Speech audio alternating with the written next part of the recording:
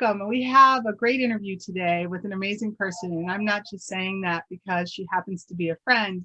I'm saying that because she truly is an amazing person. We have the CEO and founder of Beyond Horizons for Kids, Javare Phillips, Dr. Javare Phillips. How are you? I'm well. I'm so happy to be here today. Thank you so much for your kind words, Marie. Yes, you are definitely a friend to me, a dear friend to me, and I'm happy to be here to Tell talk us with you. all a little bit about why you created your company. Well, as an educator, a homeschool parent, and a professional that worked in the university teaching teachers, I kind of gathered so much information about myself and my experience was about learning and teaching. And experience is the best teacher. So from my experience, I just wanted to provide for families an opportunity for them to feel comfortable with teaching their kids.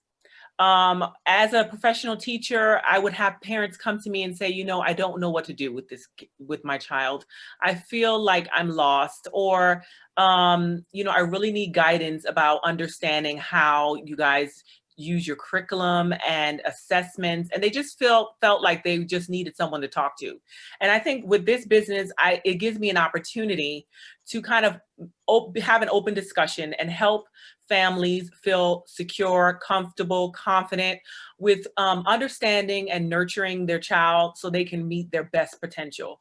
And that's what it's all about. It's more of a holistic approach. It's not just the academia of learning, but it's more of thinking about how to motivate, being mindful, thinking about your child. Yes, they're your child, but they're a person that has their own interests and their motivations, and you want to nurture that. Mm-hmm. So Beyond Horizons is a company that allows you to kind of see outside of the picture of just going to school and learning, but just seeing the whole person and how you can best meet students' needs.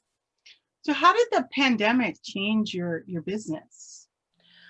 Wow. Well, great question. It changed my business because, my son was in the brick and mortar school. We put him in there for about a year, and we thought that we were going to stay there because he was enjoying himself.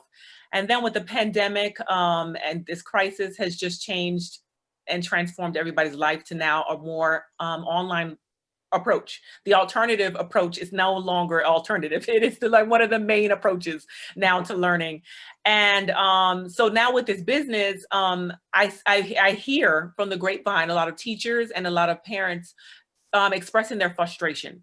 They don't know how to navigate through the online platform that they're using for their kids. They don't know how to set up their schedule, or they just feel frustrated with all the information that's coming in from the teachers, and the teachers are feeling frustrated because their parents are frustrated. Mm-hmm. So this is how this kind of all birthed from just helping people feel I know relax is probably a big word to, but still to feel like, okay, I can do this. There is support, there is guidance, and it can be done. And my motto is work smarter, not harder. Mm-hmm. So, and I learned that along the way. And even when I taught my teachers and at university, I taught them, listen, don't reinvent the wheel. Use what works for you. And identifying what works for you can be hard in the beginning, especially when you have so much coming at you, when you have a parent that is a single parent that is working and then now has to facilitate learning at home.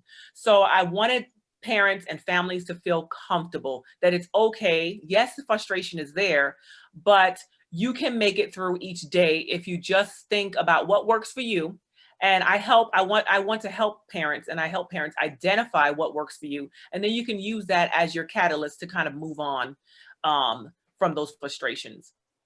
That's amazing, because I think a lot of people, as they're listening to you talk, they feel that frustration that's going on right now, trying to figure out, none of parents, unless they happen to be teachers, are trained on how to educate kids.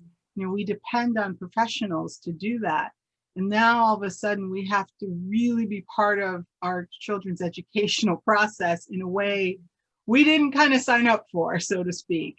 And so I think the help that you're providing is so instrumental in making sure that people feel comfortable, like you said. I think you're right. It's a big word, but it's such a key word. You know, Mhm, you don't want your child to be left behind. You mhm. don't want them to feel like they're not learning and they're not moving forward. And so for parents to feel comfortable in how they're supporting their kids is so key. I know you're getting a lot of phone calls from people. You got one from me seeking help as well.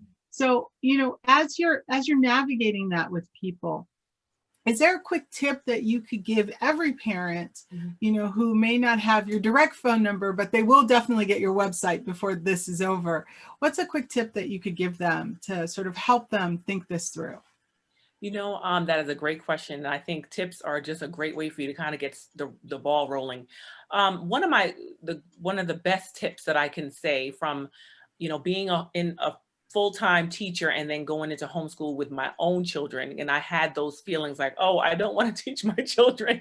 I had those feelings even as a teacher. So, one of the best tips I think for myself was be flexible. Mm. You can have a schedule but make it tentative because life takes a toll and it does its own thing. And especially when you have children and then you have the transition. So be flexible. It's okay to take longer breaks.